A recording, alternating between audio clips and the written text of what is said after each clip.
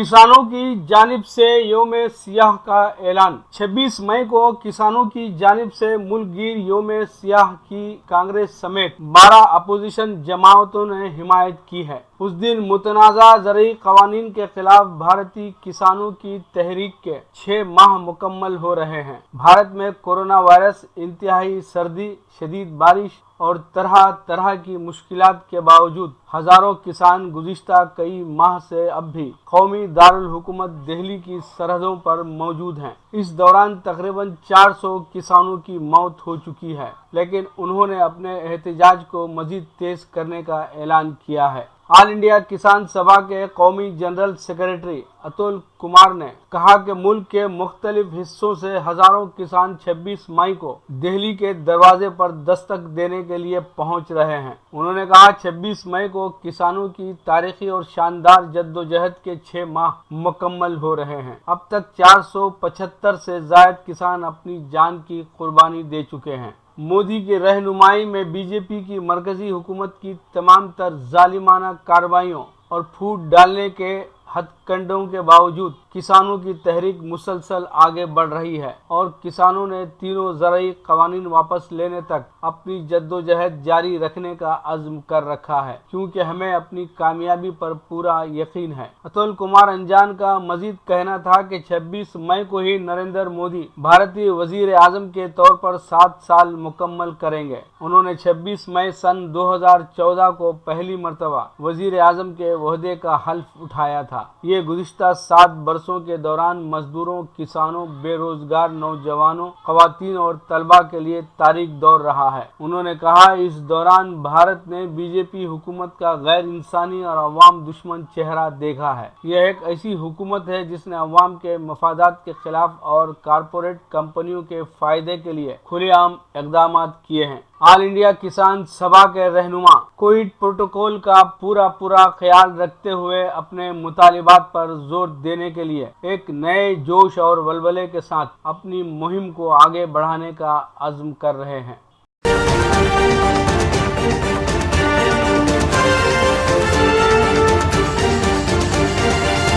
Israel से मुताल्लिक़ policy में कोई तब्दीली नहीं की, बांग्लादेशी वजारत खारिजा का बयान। बांग्लादेश की वजारत खारिजा ने इसराइल के लिए नरमी का तासुर रद्द करते हुए कहा कि पहले की तरह नए इलेक्ट्रॉनिक पासपोर्ट पर भी इसराइल का सफर ममनू है। बांग्लादेश ने शहरियों को नए इलेक्ट्रॉनिक पासपोर्ट जारी करने शुरू किए हैं, जिनमें माजी के बरक्स ये इबारत शामिल नहीं कि ये पासपोर्ट इसराइल के अलावा तमाम ममालिक के लिए मौजू है। इस तब्दीली से इन अफवाहों ने जन्म लिया कि कुछ अरब मुल्कों की तरह शायद बांग्लादेश भी इसराइल की तरफ नरमी की पॉलिसी इख्तियार करने जा रहा है। इन कयास आराइयों को उस वक्त मजीद तक़वियत मिली जब एक इसराइली अहलकार ने अपने ट्विटर अकाउंट से इस खबर को शेयर किया। इसराइली वजारत खारिजा के एशिया पैसिफिक के डिप्टी डायरेक्टर जनरल जेलाड कोहिन ने अपनी एक ट्वीट में इस खबर का खैर मकदम करते हुए कहा कि मेरा बांग्लादेशी हुकूमत से अब यह कहना है कि वो आगे बढ़े और इसराइल के साथ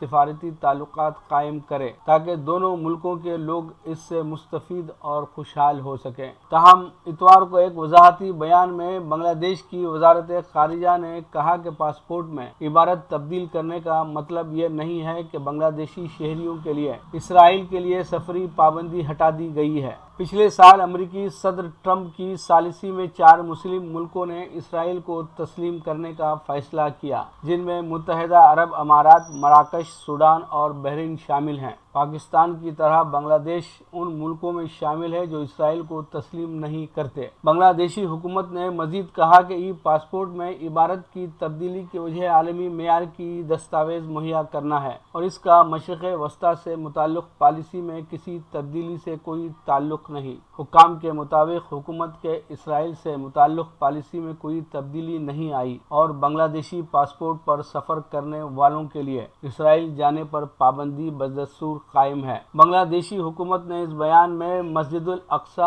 और गजा में आम शहरियों पर हालिया इसराइली मजालिम की मजम्मत करते हुए कहा कि वो फ़लस्तीन इसराइल तनाज़े के हल के लिए 2 रियासती हल के अपने उसूली मौक़िफ़ पर कायम है, जिसमें 1967 से पहले की सरहदों का क़याम और मशरिक़ी यरूशलेम को फ़लस्तीन का दारुल हुकूमत तस्लीम करना शामिल है।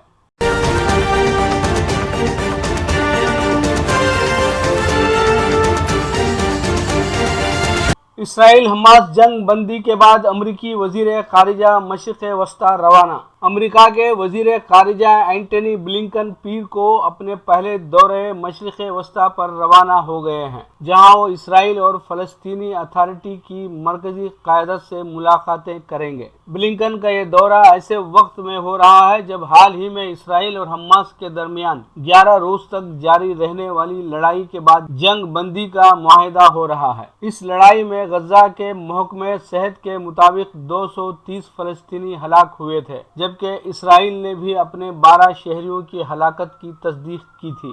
امریکی حکام کا کہنا ہے کہ وہ فلسطینی اتھارٹی اور اقوام متحدہ کے ساتھ مل کر غزہ کے لیے امداد اور انفراسٹرکچر کی ازسر نو تعمیر کے لیے پرعزم ہیں۔ بلنکن کا کہنا ہے کہ ہماری اولین ترجیح غزہ میں انسانی بحران سے نپٹنے، انفراسٹرکچر کی بحالی اور تعمیر کے لیے اسرائیل اور فلسطین کے ساتھ مل کر کام کرنا ہے۔ انہوں نے مزید کہا کہ اب ایسے تصفیے کا وقت آ گیا ہے جو اسرائیلی اور فلسطینیوں کو مساوی حقوق کی ضمانت دیتا ہو۔ فلسطینیوں کو امن اور عزت کے ساتھ ایک الگ ریاست میں رہنے کی امید رکھنی چاہیے، کیونکہ صدر جو بائیڈن اس تنازع کے 2 ریاستی حل پر یقین رکھتے ہیں۔ بائیڈن انتظامیہ یہ واضح کر چکی ہے کہ اسرائیل اور فلسطینیوں کے تنازع کا 2 ریاستی حل ہی ہے۔ بائیڈن کا کہنا تھا کہ مغربی کنارے میں فلسطینیوں کی سیکورٹی اور غزہ میں ان کی مدد کرنا بھی ضروری ہے۔ گزشتہ ہفتے سیکورٹی کونسل کی جانب سے جاری کیے گئے بیان میں کہا گیا تھا کہ دیرپا امن کے لیے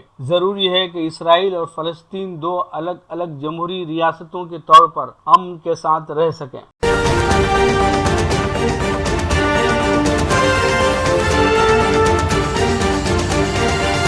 مکتوب ریاض من جانب محمد سیف الدین۔ 18 سال سے زائد عمر کے 60,000 عازمین کو حج کی اجازت۔ سعودی عرب نے سال 2021 کے حج کے لیے کورونا وبا کے پیش نظر احتیاطی تدابیر اور شرائط کا اعلان کر دیا ہے، جس کے تحت 18 سال سے زائد عمر کے 60,000 ملکی اور غیر ملکی عازمین حج کی سعادت حاصل کر سکیں گے۔ سعودی وزارت صحت کی جانب سے دستاویز جاری کی گئی ہے، جس میں حج کے حوالے سے مختلف شرائط کا ذکر کیا گیا ہے۔ مذکورہ نکات کے مطابق عازمین حج کا صحت مند ہونا ضروری ہے اور انہیں حج کا سفر کرنے سے 6 ماہ قبل تک کسی بیماری کی وجہ سے ہسپتال میں داخل نہ ہونا پڑا ہو، جبکہ اس بات کا ثبوت دینا بھی لازمی ہے۔ اس کے علاوہ عازمین حج کے لیے ویکسینز کی دونوں خوراکیں لگوانا اور بطور ثبوت اپنے ملک کی وزارت صحت یا حکام سے